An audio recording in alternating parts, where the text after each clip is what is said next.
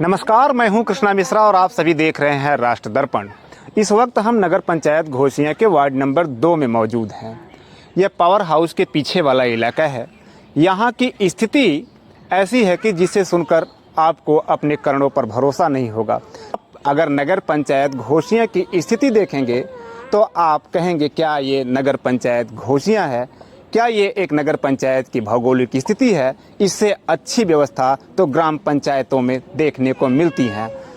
यहाँ पर कुछ लोग मौजूद हैं, उनकी समस्या है आज 21वीं सदी के भारत में, डिजिटल भारत में, आधुनिक भारत में यहाँ के लोग घुटने भर पानी में कैसे आवागमन करते हैं, कैसे लोग आते जाते हैं। देखिए जरा। जी सर, हम गए थे चेयरमैन साहब को लगे गए थे। चेयरमैन साहब से कह रहे थे कि अरे हम लोग कहा था कि भाई नाला बनवाए दो, रोड बनवाए दो। हम लोग कहे भाई परेशानी बा है आवे जाए के, बरसात में पानी बुड़ जाता था, कैसे हम लोग आव जा। हम लोग के पानी बहाने का दिक्कत है भाई, कहीं पानी बहाने ना दूसरा में बहाएंगे तो झगड़ा तो करेगा ना। तो यही वजह हम लोग गए थे। चेयरमैन साहब हम लोग के ऊपर फड़क गए थे, खाली की व्यवस्था नहीं कर रहे थे।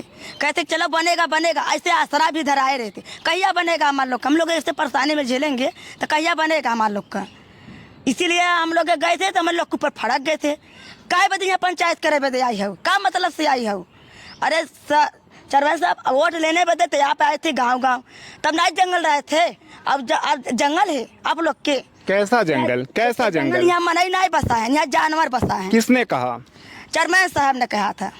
चेयरमैन के पति ने यानी अबरार जी ने ये कहा कि यहाँ पर जंगल है, यहाँ पर मानव जातियां नहीं बसती। नहीं, यहाँ सब जानवर बसा हैं।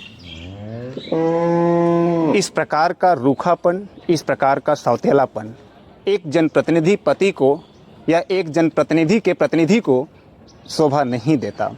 आप पढ़े लिखे हैं, आप जिम्मेदार हैं, आपके ऊपर पूरे घोसियां के आवाम की जिम्मेदारी है।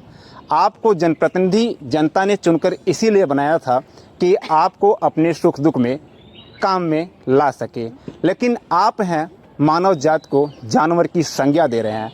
आप हैं कस्बों को और वार्डों को जंगल की उपाधि दे रहे हैं। और कुछ लोग हैं, मैं जानना चाहूँगा क्या समस्या है, बताएंगी? हम बोल रहे हैं बबीता देवी। हाँ, यहाँ दरे साहब नाला है, उस सड़क चाहता है। नाला नहीं है, सड़क नहीं, यानी पानी जो घर से निकल रहा है वो बहने का रास्ता नहीं है और नहीं, आने जाने के लिए सुगम मार्ग नहीं है। नहीं है, न आने जाने के रास्ता है। आप लोगों ने नगर पंचायत के कार्यालय में जाकर ईओ साहब से या फिर चेयरमैन से, यानी जो आपकी चेयरमैन हैं बेबी बानो, उनसे आपने बात किया? हाँ साहब, गए जा टाउन एरिया में तो कहते हैं कि न बने, वहाँ जंगल बा, यहाँ सड़क न बने, सड़क बने ना बाइतों यहाँ पर जंगल रहे। हाँ, आज ढेर के लगाइए तो नोटिस भेज के हम घर भी गिरवा सकी था। किस बात की नोटिस भेजेंगे? कि यहाँ आबादी जमीन बा, हम घर न बने, बाइतों हम घर सबके गिरवाई दे, ढेर सब अथू करी तो क्योंकि फुलावे में मत पड़े न तो हम सड़क न बनवाऊ। वहाँ जंगल बा, चली जंगल सबके सड़क बनवाई। एक तरफ सरकार ये कह रही है कि जंगल राज, माफिया राज को समाप्त कर दिया जाएगा, दूसरी तरफ सरकार ये कह रही है कि गरीबों को, उपेक्षितों को, वंचितों को घर दिया जाएगा, शोषितों को घर दिया जाएगा। सरकार इस कदम पर काम कर रही है कि जिनके पास घर नहीं है उनको घर मुहैया कराया जा रहा है। यहाँ पर इनके पास कमरे, 2 कमरे हैं तो उसे भी गिराने की धमकी दी जा रही है। कुछ लोग और हैं, हम उनसे भी जानना चाहेंगे कि आखिर क्या दिक्कत हो रही है। क्या दिक्कत हो रही है आप लोगों को? ये सड़क चाहे नाला चाहे, जब सड़क नाला यहाँ नहीं है साहब तो कैसे मनई जाही, कैसे यही घर द्वार हमारे सबका कहते कि तू सब जी। आप लोग नगर पंचायत से जुड़ी हैं, आप लोग नगर पंचायत से जुड़ी, तो मालूम है आप शहरी विकास योजना के अंतर्गत आने वाली श्रेणी में है। आपको शहर की संज्ञा दी जाती है। सर हम सब शहर में, अब जैसे ही हमारे सबका टाउन में हो गया तो हम सब शहर में हो गए ना। तो सर हमके सबके ना चाहे सड़क न रहे, नाला न रहे तो हम सब कैसे आउ जाब। हमारे सबका रास्ता ही जब नहीं पाना नहीं बहा, कहाँ पानी बहाई, कैसे रहेंगे चहला में हम सब हो जात है। तो हमके सबके चाहे ना, बिना रास्ता का बिना उठे कैसे डोलब। आपको क्या दिक्कत हो रही है? यही हम को दिक्कत है, यहीं पर हम आप लोग आज सुनने में आ रहा है कि नगर पंचायत के कार्यालय में गई थी, गए थे। क्या बात हुई चेयरमैन के पति से या फिर उनके प्रतिनिधि से या फिर वहाँ के जो लोग थे, कर्मचारी थे, जो वहाँ ईओ साहब बैठते थे, जो अधिकारी बैठते थे, उनसे आपकी क्या बातचीत हुई? कहत गए हम सब कि अरे हमारे यहाँ सड़क नहीं है और नारी बनवाए थे, पानी दूसरे में जाता है तो झगड़ा होता है हमने से। तो कहा कि यहाँ अरे कहला था जंगल में बस जाबू तब आवत जाबू यहाँ रोड मांगे तो हम रोड बनवाएंगे। ये समस्या आखिर कब और किस दिन समाप्त होगी? एक तरफ सरकार दावा कर रही है कि जो प्रतिनिधि है वो अपने कार्यालय में बैठेगा, एक तो जो प्रतिनिधि है, जो जनप्रतिनिधि है, जो निर्वाचित हुआ है, वो कार्यालय में कभी बैठता नहीं, और जो उनके पति हैं, आका बने बैठे हैं, वो वहाँ पर बैठकर हिला हवाली कर रहे हैं। आप जनता के साथ सौतेला व्यवहार कर रहे हैं, आप जनता के साथ रूखा व्यवहार कर रहे हैं।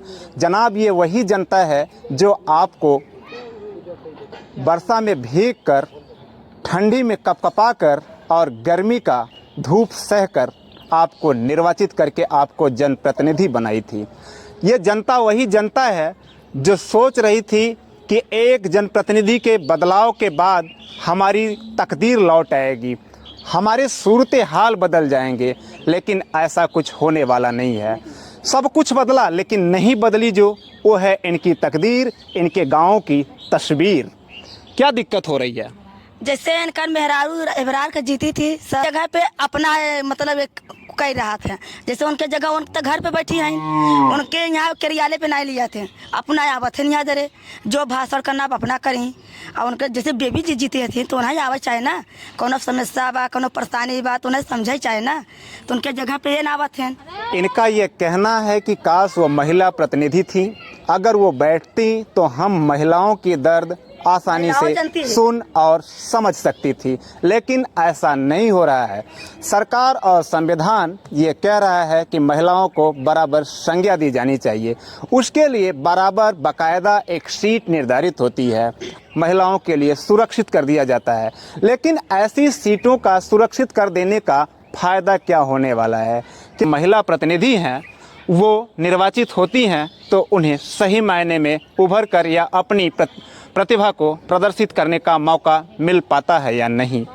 इस तरफ हम आपको दिखाना चाहेंगे कि ये कच्ची रूट है, ये नगर पालिका की स्थिति है, ये कच्ची मिट्टी की रूट है, और इस तरफ देख सकते हैं बस्ती बसी हुई है और 4 से 5 फीट गहरा ये दोनों तरफ आप देख सकते हैं। उसमें ग्रामीणों ने अपने आने जाने के लिए मिट्टी डालकर एक व्यवस्था किया है, यूँ कह लीजिए कि पगडंडी बनाया हुआ है।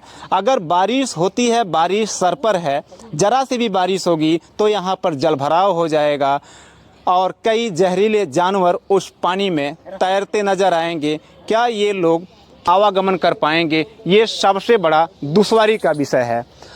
हम आपको बताते चलें कि नगर पंचायत और ग्राम पंचायत में जो अंतर है, ग्राम पंचायत की स्थिति होती है जहां ग्राम प्रधान और ग्राम पंचायत की इकाई गांव की दशा को सुधारने की काम करती है। अगर जो नगर पालिका से जुड़ता है तो उसे शहरी योजना से नवाजा जाता है, यानी नगर पाने के बाद उसे शहर या टाउन मान लिया जाता है कि वो सारी सुविधाएं मुहैया कराई जाती हैं जो एक शहर को मिलती है। लेकिन ऐसा कुछ नहीं हुआ है और यहाँ की स्थिति देखने के बाद कोई ऐसा नहीं कह सकता कि ये ग्राम पंचायत है या फिर नगर। क्या कुछ हुआ वहाँ पर? वहाँ पे जो हुआ सर, कुल हम ये चाहते हैं कि हम जिलाधिकारी से हाथ जोड़ के निवेदन बा कि हमारा ये रोड और नाली बनाए दे, और हम लोग कुछ नहीं चाहते। हमारे नाला और रोड से बहुत दिक्कत बाटे और हमसे कुछ नहीं बा। उनसे बार बार निवेदन बा, 1000 बार निवेदन बा कि हमारी नाला रोड बना दे, में लोग के आने जाने का, पानी बहाने का व्यवस्था हो जाए। चेयरमैन साहब, किसी ने हास्य में 2 शब्द कहा था कि चुनाव 2 चरण में होती है। पहला चरण जब प्रतिनिधि जनता के चरण में होती है, दूसरा चरण जब आप जनप्रतिनिधि हो जाते हैं तब जनता आपके चरणों में हो जाती है। ठीक यही चित्र आपके सामने प्रदर्शित हुआ कि जनता अब यहाँ तक कि जिलाधिकारी महोदय से गुहार लगा रही है, भदोही के डीएम से गुहार लगा रही है कि वो हमारे यहाँ विकास कार्यों का आकर जायजा लें और हमारी सड़क और हमारे घर से निकलने वाले पानी के बहने की व्यवस्था करें। तो आप लोगों ने देखा कि गांव ग्राम पंचायत और जो अंतर होता है वो यहाँ पर शून्य नज़र आ रहा है। मैं एक बार पुनः आप लोगों से बताना चाहूँगा कि नगर पंचायत में जुड़ने वाली या नगर पंचायत में जुड़ने वाले गाँवों को जब टाउन की संज्ञा दी जाती है तो उन्हें शहरी योजनाओं से नवाजा जाता है।